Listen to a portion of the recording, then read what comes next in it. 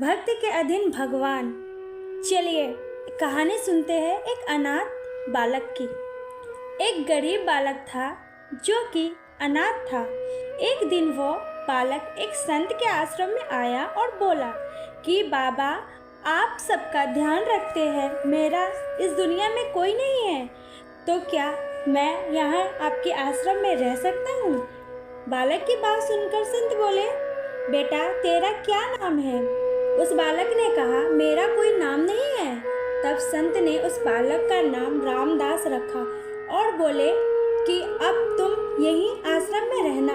रामदास वहीं रहने लगा और आश्रम के सारे काम भी करने लगा। जब उन संत की उम्र 80 वर्ष की हो चुकी थी। एक दिन वो अपने शिष्यों से बोले कि मुझे तीर्थ यात्रा पर जाना है, तुम में से कौन कौन मेरे साथ चलेगा और कौन कौन आश्रम में रुकेगा? संत की बात सुनकर सारे शिष्य बोले कि हम आपके साथ चलेंगे, क्योंकि उनको पता था कि यहाँ आश्रम में रुकेंगे तो सारा काम करना पड़ेगा। इसलिए सभी बोले कि हम तो आपके साथ तीर्थ यात्रा पर चलेंगे। अब संत सोच में पड़ गए कि किसे साथ ले जाएं और किसे नहीं, क्योंकि आश्रम पर किसी का रुकना भी जरूरी था। बालक रामदास संत के पास आया और बोला, बाबा, अगर आपको ठीक लगे तो मैं यहीं आश्रम पर रुक जाता हूँ। संत ने कहा, ठीक है, पर मुझे काम करना पड़ेगा। आश्रम की साफ सफाई में भले ही कमी रह जाए, पर ठाकुर जी की सेवा में कोई कमी मत रखना। रामदास ने संत से कहा कि बाबा, मुझे तो ठाकुर जी की सेवा करनी नहीं आती, आप बता दीजिए कि ठाकुर जी की सेवा कैसे करनी है, फिर मैं कर दूंगा। संत रामदास को अपने साथ मंदिर ले गए। वहाँ उस मंदिर में राम दरबार की झांकी थी, जिससे श्री राम जी, सीता जी, लक्ष्मण जी और हनुमान जी थे। संत ने बालक रामदास को ठाकुर जी की सेवा कैसे करनी है सब सिखा दिया। रामदास ने गुरु जी से कहा कि बाबा, मेरा इनसे रिश्ता क्या होगा ये भी बता दो, क्योंकि अगर रिश्ता पता चल जाए तो सेवा करने में आनंद आएगा। उन संत ने बालक रामदास से कहा कि तुम कहते थे कि मेरा कोई नहीं है, तो आज से ये राम जी और सीता जी तेरे माता पिता हैं। रामदास ने साथ में खड़े लक्ष्मण जी को देखकर कहा, अच्छा बाबा, और ये जो पास में खड़े हैं वो कौन है? संत ने कहा, ये तेरे चाचा जी हैं, और हनुमान जी के लिए कहा कि ये तेरे बड़े भैया हैं। रामदास सब समझ गया और फिर उनकी सेवा करने लगा। संत शिष्यों के साथ तीर्थ यात्रा पर चले गए।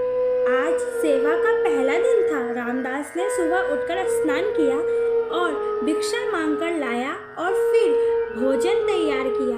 फिर भगवान का भोग लगाने के लिए मंदिर आया। रामदास ने श्री राम, सीता, लक्ष्मण और हनुमान जी के लिए अलग अलग थाली रख दी और बोला, अब पहले आप खाओ, फिर मैं भी खाऊंगा।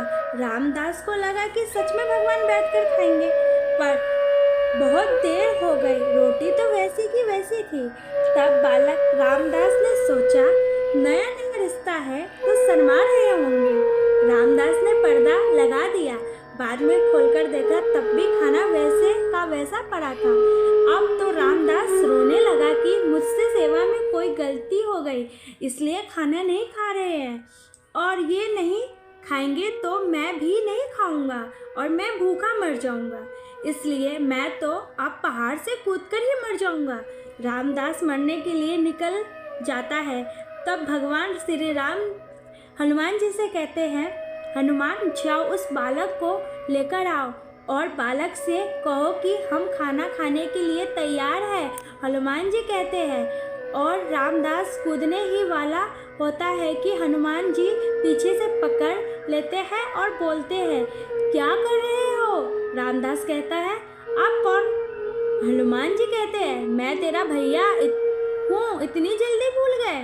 रामदास कहता है, अब आए हो इतनी देर से वहाँ बोल रहा था कि खाना खा लो, तब तो खाए नहीं, अब क्यों आए हो?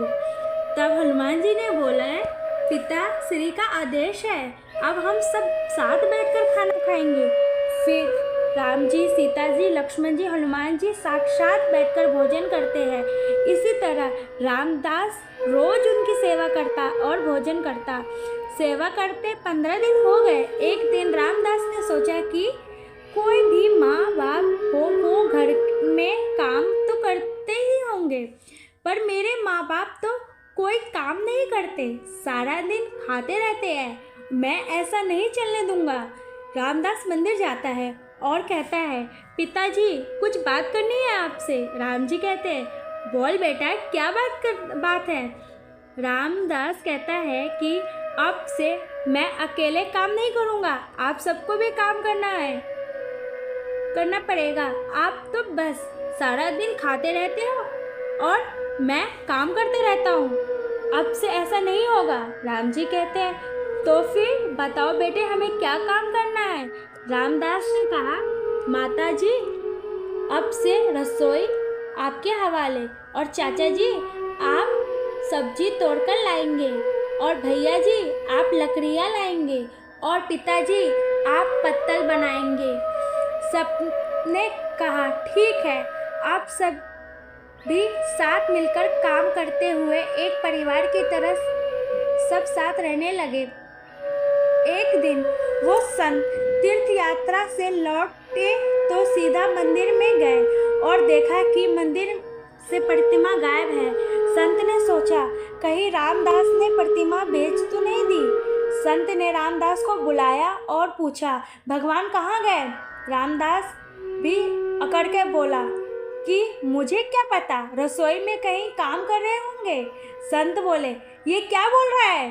रामदास ने कहा, बाबा मैं सच बोल रहा हूँ, जब से आप गए हैं ये चारों काम में लगे हुए हैं। वो संत भागकर रसोई में गए और सिर्फ एक झलक देखी कि सीता जी भोजन बना रही है, राम जी पत्तल बना रहे हैं, और फिर वो गायब हो गए और मंदिर में विराजमान हो गए। संत रामदास के पास गए और बोले, आज तुमने मुझे मेरे ठाकुर जी का दर्शन करा दिया, तू धन्य है। और संत ने रो रो कर रामदास के पैर पकड़ लिए। कहने का अर्थ यही है कि ठाकुर जी तो आज भी तैयार है दर्शन देने के लिए, पर कोई रामदास जैसा भक्त नहीं होता। इस कहानी से हमें यही शिक्षा मिलती है कि अगर हम किसी भी चीज़ को शिद्दत से चाहे, और भगवान तो सिर्फ प्यार के भूखे, अगर आज भी भगवान को प्यार से याद किया जाए तो भगवान हमें दर्शन जरूर देंगे। धन्यवाद। ये कहानी आपको कैसी लगी प्लीज़ कमेंट करके ज़रूर बताना। राधे राधे।